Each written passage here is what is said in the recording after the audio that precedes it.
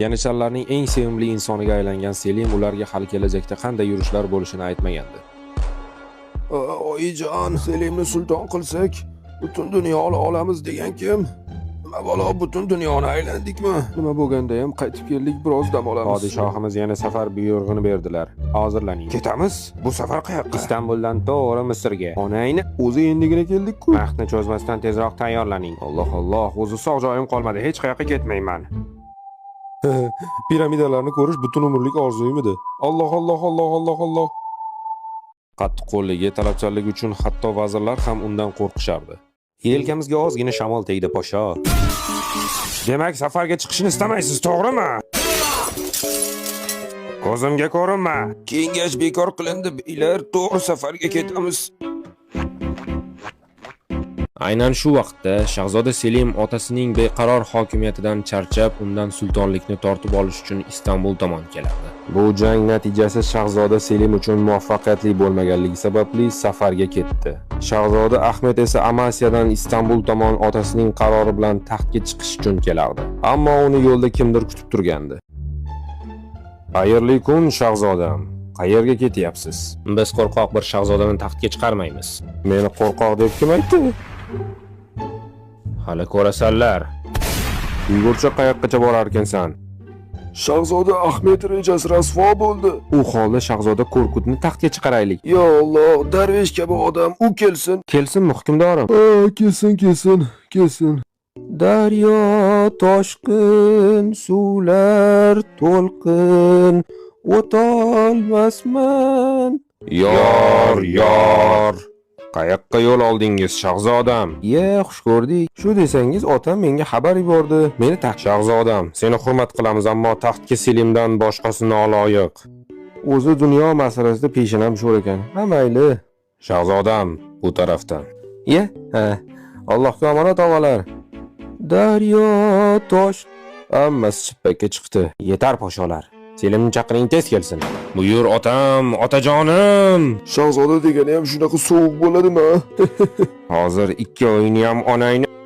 Selim, taxtni senga beraman, ammo qardoshlarimni umuman o'ldirmayman deb so'z bersang. So'z ota, yigit so'zi. Unaqa bo'lsa yaxshi, men Dimitokaga ketdim. Dimitokaga nega ketayotgani ma'lum. Askar to'playdi, qaytganida ham joning, ham taxtdan ayrilasan. Sinon og'a, Amanating hukmdorim. Hukmdorim, taxtingiz xayrli bo'lsin. Shu taxtda sizni hayotligini bilmasam ham mayli edi Mustafa poshsho. Shahzoda Selim Yovuz sulton Selimga aylangandan so'ng Usmonlida buyuk fathlar va yurishlar davri boshlandi. Selim bizni ushlolmaydi. Yo'q! Sultonim, salomatmisiz? Hozirlaning. Safarga ketamiz. Shundan so'ng Yovuz sulton Selim o'zining karyerasidagi eng buyuk zafarlardan biri bo'lmish Chaldiron jangi uchun safarga otlandi. Safarda ketarkan Ismoil Safaviyga ketma-ket xabarlar jo'natardi. Ammo Shoh Ismoil hech bir maktubga javob bermadi. Shoh Ismoil biz bilan jangga kirishadiganga o'xshamaydi. Keta qolaylik sultonim. Oxirgacha boramiz, podsho. Yonimizdan o'tdi. Uyimizga qaytamiz. Oilamizni sog'indik. Podshohim, oilamizni. Obbosiz yaramaslar.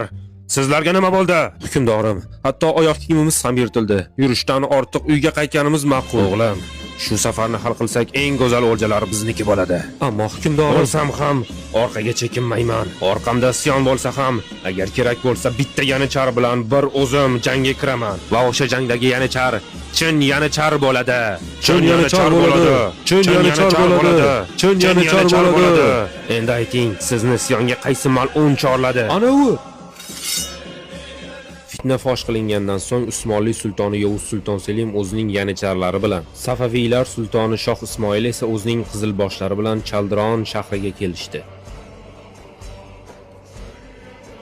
Xush ko'rdik, birodar. Qayerlarda qolib ketding? Mana biz keldik. Yo'lda fitnalar uyushtirib biroz qolib ketdim. Tuproqlarimda burun suqib yuribsan, chunki sening xalqing mening ham xalqimdir. Bir xalqning ikki hukmdori bo'lmaydi. Aniqrog'i, qo'lingdagi nima? Bumi? Buni miltiq deydilar. Dushmaningga to'g'ri yo'naltirasan, keyinchi bu narsani bosasan.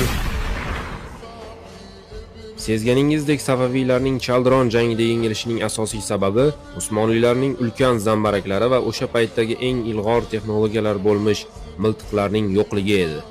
1514-yil bo'lib o'tgan bu jangda Shoh Ismoil Safaviy miltiqdan o'q yeydi va chekinishga majbur bo'ladi. Jangdan so'ng Yovuz Sulton Selim Safaviylar poytaxtini egallaydi va shaxsan Shoh Ismoilning taxtida o'tiradi. Men bu yerda biroz dam olaman. Sultonim, ancha dam oldik. Balkim endi oddiy bir askardan ham ahmoqmisan deyman. Nega chaman istamas yanichar, Istanbulidan kelmaydi beri. Jin ursin hammasini. Bularni ham topgan gap uyga ketish. Shu bir yantoqchalik bo'lmasam, bolam dema Istanbulim meni. Kelganimdan beri huzur bermadingiz. Otlaning ketamiz. Shu bir yantoqcha. Jangdan so'ng Yovuz Sulton Selim Tabrizda uzoq qolmadi. U ketish bilanoq Ismoil Safaviy poytaxtini qaytarib oldi. Buni eshitgan Sulton Selim Amasiyada dam olib, yana qaytadan safar qilmoqchi bo'ldi. Ammo Amasiyadagi holat yaxshi emasdi. Hukmdorim, yanicharlar so'qdan bosh ko'tarib o'z chodirlarini yoqishmoqda. La'nat Ahmed Podsho, o'zi qo'lingdan nimadir keladimi? Hukmdorim, isyonni tepasida shu badbaxt turibdi. Chodirlarni yoqishni ham o'zi boshladi. Necha marta aytdim, men qilganimni aytma deb. Voy ablahi. Telefonini chiqar. Hukmdorim, bu Bodonboshga Do'lqodir o'g'li Bo'zqurt beydan ovozli xabar kelibdi. Qani ochib ko'rchi. Ahmed Podsho, mamluklar bilan ittifoq tuzishni amalladim. Senchi, o'zing aytganingdek Selimni mo'ylovchilarni kesib tashladingmi?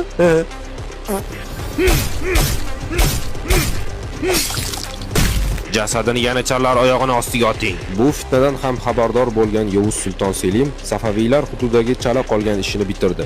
So'ng Usmonlining vassali bo'lgan Do'lqodir o'g'li beyligiga barham berib, uni saltanat hududiga butunlay qo'shdi. Hukmdorim, Do'lqodir o'g'li beyligini tugatganligimiz sababli mamluklar sultoni Qansuh G'avriydan sizga bir ajoyib xat kelibdi. Piramidani nima gapi bor ekan menda?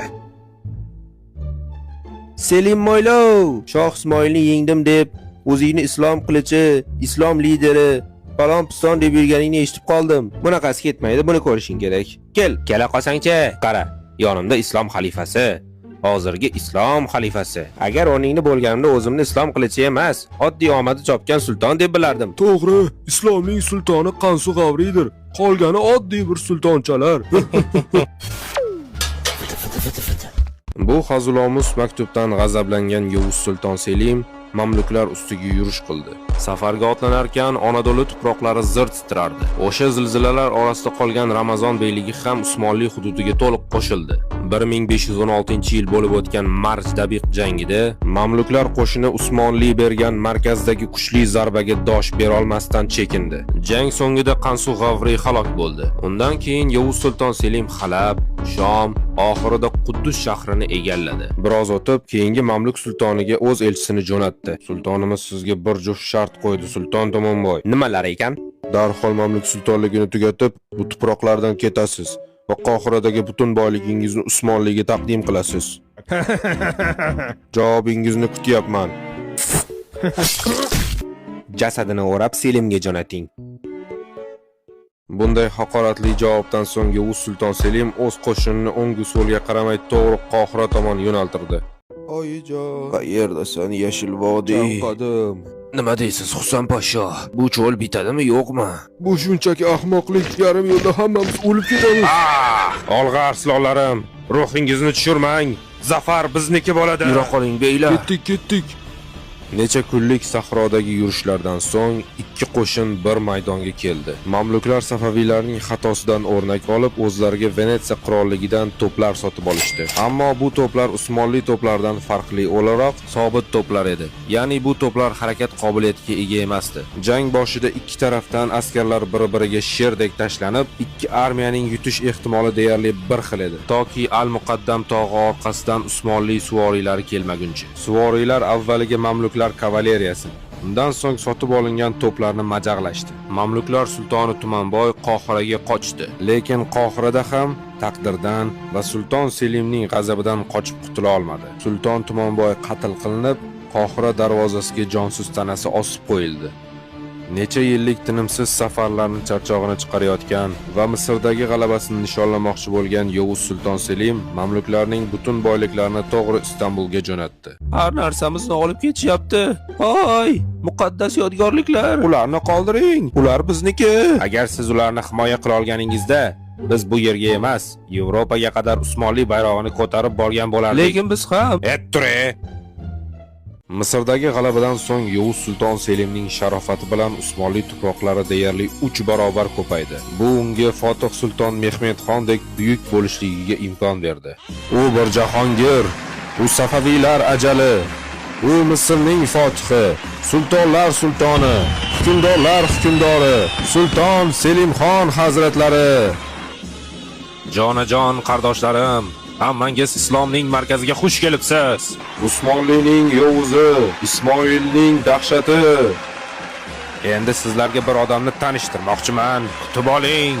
Xalifa, oti nima edi? Mutawakkil. Xalifa, Mutawakkil. Salomlash. Mo'min qardoshlarim, men muqaddas yodgorliklar va xalifalikni haq yo'lida Usmonli sultoni Yovuz sulton Selimxon hazratlariga taqdim qilaman. Bundan keyin doimiy ravishda islomning liderlari Usmonli imperatorlaridir. Bo'ldi, yetar. Rahmat. Ketaver. Allohga omonat. Qardoshlarim, ko'rdingiz. Safaviylarni tez cho'ktirdim.